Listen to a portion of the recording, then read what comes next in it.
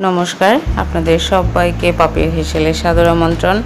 আপনারা সবাই কেমন আছেন? আশা করছি অনেক অনেক ভালো আছেন। আজকে আরেকটি শুটকি মাছের দুর্দান্ত রেসিপি নিয়ে হাজির হয়ে গেছি। তো চলুন রেসিপিটি শুরু করা যাক। প্রথমে এখানে আমি চিংড়ি মাছের শুটকি নিয়ে নিয়েছি।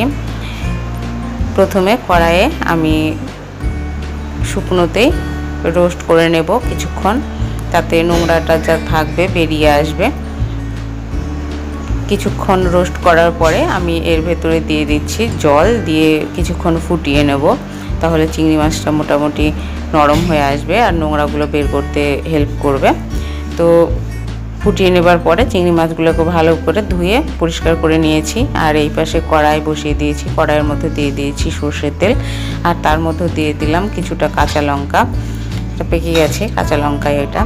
আর সঙ্গে আমি দিয়ে দিচ্ছি একটি বড় সাইজের পেঁয়াজ কুচিয়ে নিয়েছি, সেটাকে দিয়ে দিলাম। আর তার সঙ্গে দিয়ে দিলাম একটি রসুন, সেটাকেও আমি থেতো করে নিয়েছি।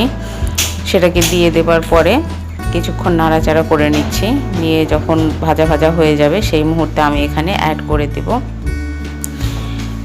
জিরে আর আদার একটি পেস্ট, যেখানে 1 টিস্পুন দিয়েছি। সেটাকে দিয়ে আর কিছুক্ষণ আমি একটু কষিয়ে নিলাম। নেবার পরেই আমি এখানে দিয়ে দিচ্ছি সামান্য পরিমাণে জল, যাতে মশলাগুলো না পুড়ে যায়।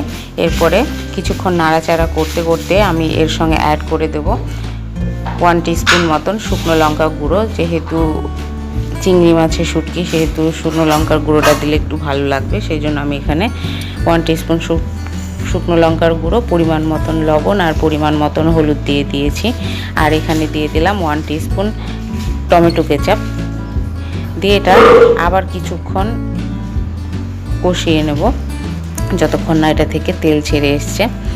এই যে দেখুন মোটামুটি তেল ছেড়ে এসছে। এবার এই মুহূর্তে এখানে আমি শুটকি মাছগুলোকে অ্যাড করে দিলাম। দিয়ে এখানে আর 15 থেকে 20 মিনিট লো ফ্লেমে আস্তে আস্তে এই শুটকি মাছের সঙ্গে মশলাটাকে ভালো করে কষিয়ে নিতে হবে। আপনারা চাইলে শুটকি মাছটাকে লবণ হলুদ মাখিয়ে আগেও ভেজে নিতে পারেন। তো শুটকি মাছটা আমি ভাজিনি, আমি মশলার সঙ্গে একসঙ্গে কষিয়ে নেব, তাতে ভাজা হয়ে যাবে। যে আস্তে আস্তে আমি কষিয়ে নিচ্ছি। কষিয়ে নিয়ে একটুখানি জল দিয়ে ফুটিয়ে নিলেই রেডি হয়ে যাবে শুটকি মাছ।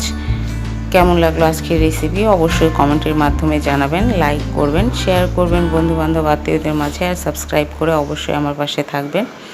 এই যে আমি একদম ঘন ঘন করে নামিয়ে নিয়েছি। এটি গরম গরম ভাতের সঙ্গে দুর্দান্ত লাগবে খেতে। অবশ্যই একবার বাড়িতে ট্রাই করবেন। রেডি হয়ে গেছে শুটকি মাছের রেসিপি। সম্পূর্ণ ভিডিও দেখবার জন্য ধন্যবাদ।